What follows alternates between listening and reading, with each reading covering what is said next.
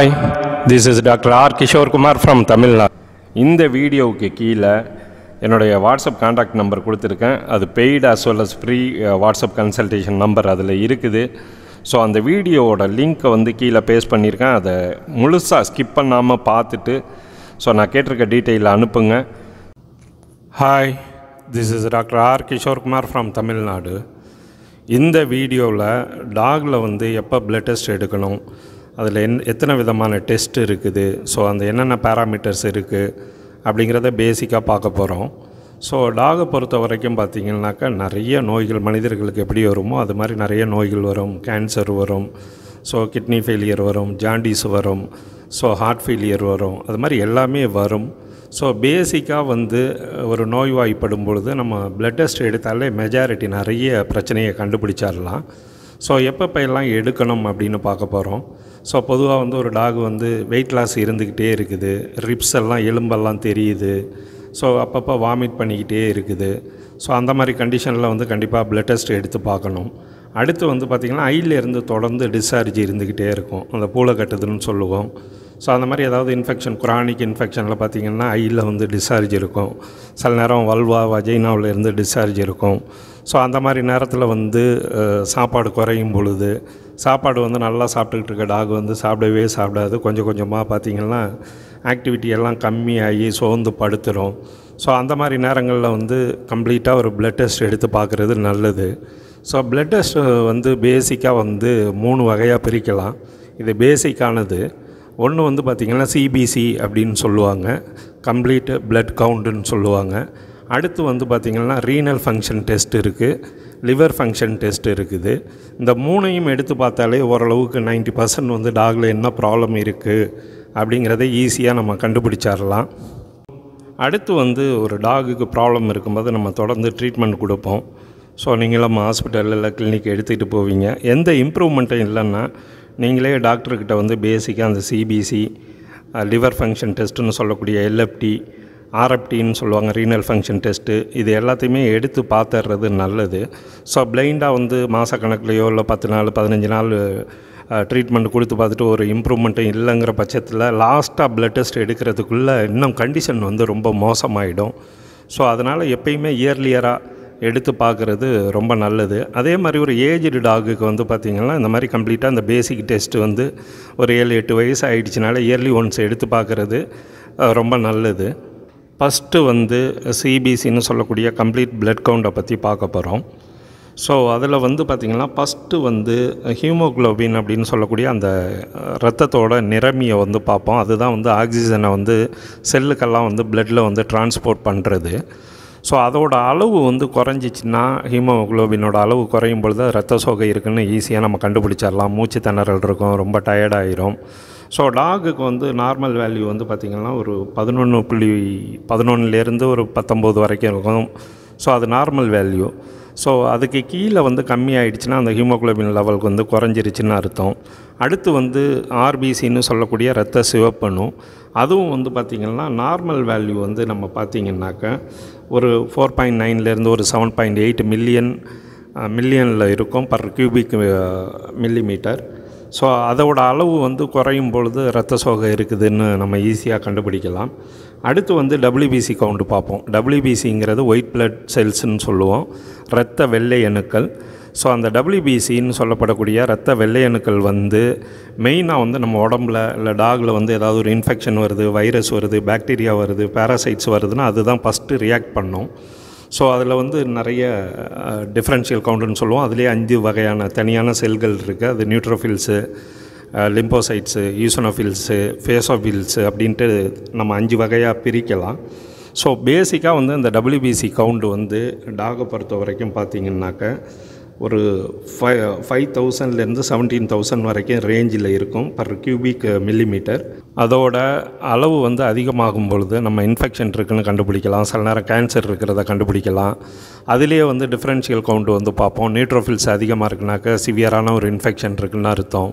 அதே மாதிரி lymphocytes count வந்து ரொம்ப அதிகமாக இருக்குனாக்க வைரஸ்னால் ஒரு இன்ஃபெக்ஷன் இருக்குது, இல்லை வந்து இன்ட்ராசெல்லுலர் ஆர்கனிசம்னு சொல்லக்கூடிய அந்த டிக் ஃபீவர் இருக்கும் பொழுது, அதே மாதிரி கேன்சர் இருக்கும்போது இதெல்லாம் அதிகமாகும். அந்த ஈஸ்னோஃபில் கவுண்ட்ஸ் வந்து பார்த்திங்கனாக்கா ஒரு அலர்ஜி இருக்குது, பேரசைட்ஸு, அதே மாதிரி வார்ம்ஸ் எல்லாம் அதிகமாக இருக்கும் பொழுது அந்த ஈஸ்னோஃபில் கவுண்ட் அதிகமாக இருக்கும். எல்லாத்துக்குமே வந்து பார்த்திங்கன்னா ஃபஸ்ட்டு ரிசல்ட் கொடுத்துருவாங்க. அடுத்து கார்னரில் பார்த்திங்கன்னா ரெஃபரன்ஸு கொடுப்பாங்க. நீங்கள் ரெண்டையுமே கம்பேர் பண்ணி பார்த்திங்கன்னா தெரிஞ்சிடும். ஸோ நம்ம டாகில் எவ்வளோ இருக்குது அதான் ரிசல்ட்டு. அடுத்து வந்து அதுக்கு அடுத்த காலத்தில் இல்லை அடுத்து கடைசியாக இருக்கிறது வந்து ரெஃபரன்ஸு, நார்மல் வேல்யூ, ஒரு ஹெல்த்தியான இண்டிவிஜுவலில் எவ்வளவு இருக்கணும்னு. ஸோ ரெண்டையும் நம்ம கம்பேர் பண்ணி பார்க்கும் பொழுது ஸோ என்ன ப்ராப்ளம் இருக்குதுன்னு பேசிக்காக நம்ம புரிஞ்சுக்கிட முடியும். அடுத்து வந்து இந்த சிபிசியில் வந்து பிளேட்லெட்ஸ் அப்படின்னு நம்ம ஒரு கவுண்ட்டு பார்ப்போம். இந்த பிளேட்லெட்ஸோட ஃபங்க்ஷன் என்னென்னா ரத்தத்தை வந்து உறைய வைக்கிறது தான். ஸோ எப்போயாவது ஒரு காயம் ஏற்படும் பொழுது அந்த சின்ன சின்ன கேப்பிலரிஸ் அண்ட் வெனியூல்ஸில் வந்து ரத்தம் லீக் ஆகாமல் அதை உறைய வச்சு ப்ரிவென்ட் பண்ணுறது தான் அந்த பிளேட்லெட்ஸோட வேலை. ஸோ அந்த பிளேட்லெட்ஸ் வந்து ஹெல்த்தியான இண்டிவிஜுவலில் வந்து அதிகமாக இருக்கும். ஏதாவது ஒரு நோய் வரும்போது ஹியூமன் பீயிங்கில் வந்து டெங்கு வந்துச்சுன்னா அந்த பிளேட்லெட்ஸ் கம்மியாகிடும், கவுண்ட் வந்து ரொம்ப கம்மியாயிடும்.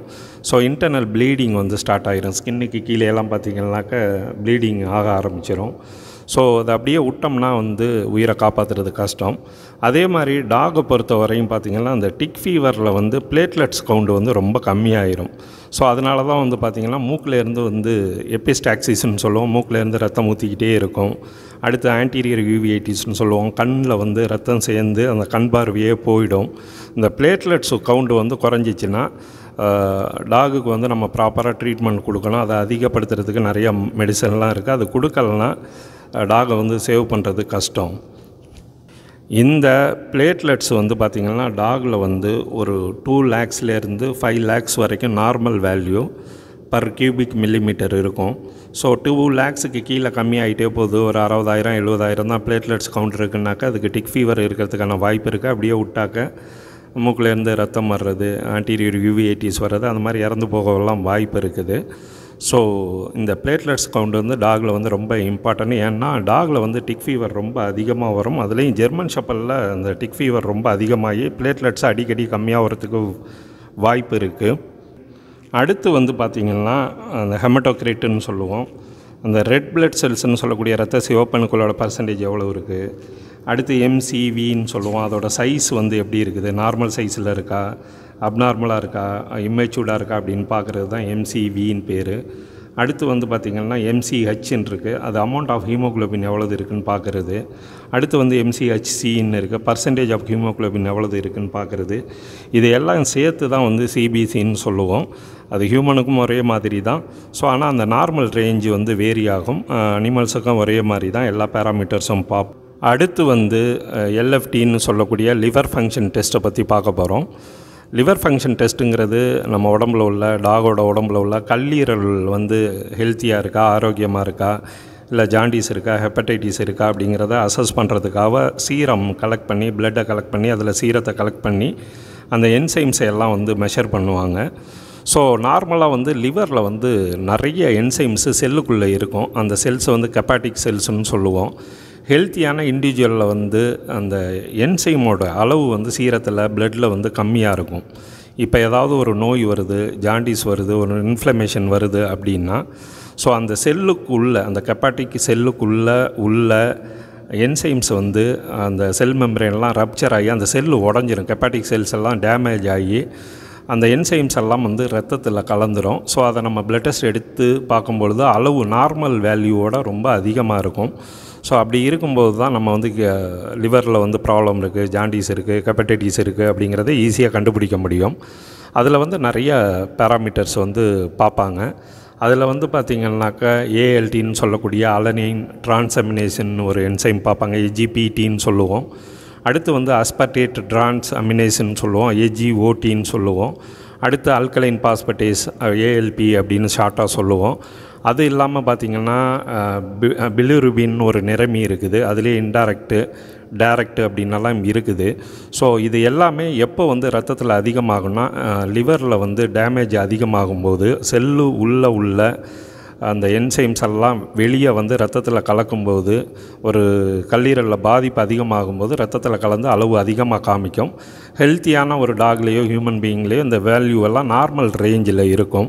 ஸோ அதே மாதிரி வந்து அந்த பிலிருபின்னு சொன்னேன், அது வந்து நம்ம ஆர்பிசின்னு சொல்லக்கூடிய இரத்த சிவப்பணுக்கள் வந்து உடையிறதுனால அந்த லைசிஸ் ஆகி அது ஒரு பிக்மெண்ட் மாதிரி வந்து ரத்தத்துலேருந்து லிவருக்கு போய் லிவர்லேருந்து பைலில் வந்து நம்ம மோஷனில் கலந்து வெளியேறும். அதனால தான் மோஷன் வந்து எல்லோ கலராக இருக்கிறதுக்கு காரணமே அந்த பிலிருபின் அப்படிங்கிற ஒரு நிறமி தான். பிலிருபின் அண்ட் பிலிவிரிடின் ரெண்டுமே வந்து ஆர்பிசியிலேருந்து வரக்கூடியது. அது இல்லாமல் வந்து பார்த்திங்கனாக்கா ஆல்புமின் அப்படின்னு ஒரு ப்ரோட்டீனோட அளவு பார்ப்போம். லிவரில் தான் வந்து பார்த்திங்கன்னா அந்த ஆல்புமின்ங்கிற ஒரு ப்ரோட்டீன் வந்து உற்பத்தி ஆகும். ஸோ அது குறையும் பொழுது வந்து பார்த்திங்கன்னா லிவரில் ஏதோ இன்ஃபெக்ஷன் இருக்குது, இல்லை ஹெப்படைட்டிஸ் ஜாண்டிஸ் இருக்குங்கிறத நம்ம கண்டுபிடிக்க முடியும். அதே மாதிரி டோட்டல் ப்ரோட்டீன் அளவும் நம்ம பார்க்கணும். எப்பயுமே ஒரு பிளட் ரிசல்ட்டை எடுத்திங்கன்னா உங்கள் டாகுக்கு ஒரு பிளட் டெஸ்ட் எடுக்கிறாங்கன்னா அதுக்கு பக்கத்துலேயே அதோட ரிசல்ட் இருக்கும். அதுக்கு அடுத்து வந்து கார்னரில் வந்து பார்த்திங்கன்னா ரெஃபரன்ஸ் இருக்கும், கெனைன்னு போட்டு அதுக்கு கீழே வேல்யூஸ் போட்டிருப்பாங்க. ரெண்டையும் நீங்கள் கம்பேர் பண்ணிங்கன்னா ஈஸியாக கண்டுபிடிச்சிடலாம். ரீனல் ஃபங்க்ஷன் டெஸ்ட்டுன்னு சொல்லக்கூடிய கிட்னி வந்து சிறுநீரகம் வந்து ஹெல்த்தியாக இருக்கா, ஆரோக்கியமாக இருக்கா அப்படின்னு பார்க்குறதுக்கு தான் வந்து இந்த ரீனல் ஃபங்க்ஷன் டெஸ்ட்டு வந்து நம்ம எடுப்போம். பிளட்டை கலெக்ட் பண்ணி அதில் சீரத்தை வந்து செப்பரேட் பண்ணி அதில் வந்து கிரியாட்டினைன் அந்த உப்போட அளவு பார்ப்பாங்க. அதே மாதிரி பன்னுன்னு சொல்லக்கூடிய பிளட் யூரியா நைட்ரஜனோட அளவு பார்ப்போம். யூரிக் ஆசிட் பார்ப்பாங்க. அடுத்து வந்து சில நேரம் பாஸ்பரஸ் கால்சியம் கூட அந்த சீரத்தில் பார்ப்பாங்க. ஸோ இதோட வேல்யூ வந்து டாகுக்கு வந்து நார்மலாக இருந்துச்சுன்னா கிட்னி ஃபெயிலியர் இல்லை, கிட்னி வந்து ரொம்ப ஹெல்த்தியாக இருக்குது அப்படின்னு அர்த்தம். அந்த உப்புகளோட அளவு வந்து ரெஃபரன்ஸ் ரேஞ்சோட ரொம்ப அதிகமாகிடுச்சுன்னா கிட்னி ஃபெயிலியர் இருக்குதுன்னு அர்த்தம். அடுத்து வந்து இந்த உப்புகள்லாம் வந்து பார்த்திங்கன்னா உடம்பில் நடக்கக்கூடிய இந்த மெட்டபாலிசம் கெட்டபாலிசம்னு சொல்லுவோம். இந்த ப்ரோட்டீன்லாம் பிரேக் டவுன் ஆகிறதுனால, டைஜஸ்ட் ஆகிறதுனால, வளர்சிதை மாற்றத்தினால நிறைய கழிவுகள் வந்து உருவாகும். அது எல்லாம் வந்து கிட்னி வழியாக வந்து ஃபில்டர் ஆகி அங்கே வடிகட்டப்பட்டு யூரினில் வந்து இந்த நச்சு கழிவுகள்லாம் வெளியேறிடும். இது ஹெல்த்தியான ஆரோக்கியமான நாய்க்கும் ஹியூமன் பீயிங்க்கும் நடக்கக்கூடியது. ஒருவேளை வந்து கிட்னி வந்து பாதிப்படைஞ்சிருச்சு, ஃபெயிலியர் ஆகுது, அந்த குரானிக் கிட்னி ஃபெயிலியர்னு சொல்லுவோம், அக்யூட்னு சொல்லுவோம், அந்த மாதிரி கிட்னி ஃபெயிலியர் ஆகுது, சிறுநீரகம் பாதிப்படைஞ்சு பழுதடைஞ்சிருச்சுன்னா அதோட எல்லாத்தையும் ஃபில்டர் பண்ண முடியாது. இந்த கிரியாட்டினைன் அப்படின்னு சொல்லக்கூடியதையோ யூரியா இதையெல்லாம் ஃபில்டர் பண்ண முடியாது. இது வந்து ரத்தத்தில் அதிகமாகிட்டே போகும். அப்படி அதிகமாகும் போது தான் பார்த்திங்கன்னா நிறைய பாதிப்புகள் வரும். மூளையை பாதிக்கும், அல்சர் ஃபார்ம் ஆகிடும், வெயிட் லாஸ், பசிக்கவே பசிக்காது. ஸோ இதை தான் நம்ம கிட்னி ஃபெயிலியர்னு சொல்லுவோம். அதுக்கு டயாலிசிஸு, சில நேரம் வந்து கிட்னியை டிரான்ஸ்பிளான்ட் பண்ணுறது அதெல்லாம் ஹியூமனில் பண்ண முடியும். டாகில் வந்து அந்த மாதிரி ஆப்பர்ச்சுனிட்டி எல்லாம் ரொம்ப கம்மி தான். ஸோ உங்கள் டாகு வந்து பேசிக்காக வந்து ஒரு வெயிட் லாஸ் இருக்குது, ஆக்டிவிட்டீஸ் எல்லாம் கம்மியாயிருச்சு, உங்களுக்கே தெரியும் பார்த்தா முன்ன மாதிரி இல்லை அப்படின்னு தோணுச்சுன்னா இந்த பேசிக்கான 3 டெஸ்ட்டையும் எடுங்க. சிபிசி, எல்எஃப்டி, ஆர்எஃப்டி இது 3ஐயும் எடுத்திங்கனாலே நமக்கு ஓவரால் ஒரு பிக்சர் கிடச்சிரும். ட்ரீட்மெண்ட் வந்து நம்ம என்னென்னு தெரிஞ்சுக்கிட்டு ஈஸியாக வந்து ட்ரீட் பண்ணலாம். இந்த வீடியோவை வந்து எல்லாருக்கும் ஷேர் பண்ணுங்கள். Thank you all.